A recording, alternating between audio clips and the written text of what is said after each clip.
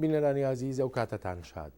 لەگەڵ ئەوەدا پارتی ئەنەهزەی ئیسلامی لە وڵاتی تونس لە دواترین هەڵبژاردننی وڵاتەکەدا توانی زیاتر لە سەدا 40 کورسیەکانی پەرلەمانی وڵاتەکە بۆ خۆی بەدەست بێنێ، بەڵام ئەمە بەو مانایە نییە کە مەترسی نەبێت لەوەی مافەکانی ژنان بۆ نمونە لەم وڵاتەدا بەرەو دواوە بڕواتەوە بەهۆی ئەو ڕێگوڕیشە ئیسلامی کە پارتی ئەنەهزە هەیەی. سوعاد عەبدوڕەحیم وەک خانمێکی کەشخەی بەدەموزمان و بەبێت لە چەک ڕوە نەرمترەکەی ئەنەهزە نیشان دەدا.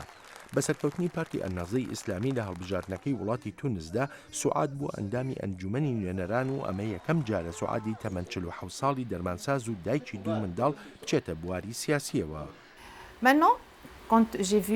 دەڵێ کاتێ لەسەر شەقامەکان ترسی خەڵکی بینی لە ئەنەهزە لەوەی تند و دواکەوتووە، بینیەتی کە گرنگە ببێتە ئەندام تایدا بۆ نەهێشتنی ڕوانینی هەڵە لە ئەنەهزە. ڕەشید غەنووشی ڕێبەری پارتی ئەنەهزە زۆر بە تایبەتی و بە فراوانی ستایشی تورکیا دەکا وەک نمونەیەک بۆ ئەنەهزە. یوسرا غەنووشی کچی دەمڕاستی پارتیەکەیە و دەڵێ ئاین نەسەپێنراوەتە ناو کارنامەی ئەنەهزەوە. دەڵێ بڕوایان وایە ئەو بەها ئاکاریانەی هاندەرە بۆیان بەهای جیهانین و لەو بڕوایشدان لە نێوان ئەنەهزە و پارتیە سێکولارەکانی تری تونسدا شتی هاوبەش زۆرن. بەڵام لە تونس ترس لە دەرکەوتنی تونڕەوی ئاینی شەیە. خۆپیشاندەرانی ئیسلامی لەسەر پەخشکردنی 2 فیلم لەم ساڵدا لەگەڵ پۆلیسدا بە یەکیاندا داوە. ئەنەهزە ئیدانەی کاردانەوەکانی کرد. ڕێبەران لە لیبیای دراوسێ لە هەوڵدان تا شەریعە و ئیسلامی سیاسی لە شوێنەکانی تر زەمینەی بۆ بڕاخسێ. خەدیجە شەریف چالاکوانی ناوداری مافەکانی مرۆڤ لەو بڕوایەدایە ململانی داهاتوو لەسەر مافی ژنانە، لەوانە مافی لە چەک نەکردن. دەڵێ پەیوانیە ئەنەهزە شەڕ بۆ مافەکانی ئافرەتان بکا وەک باسی دەکەن، دەشڵێ پەیوانیە ئەوەی خانمان بەدەستیان هێناوە نەیهێڵن.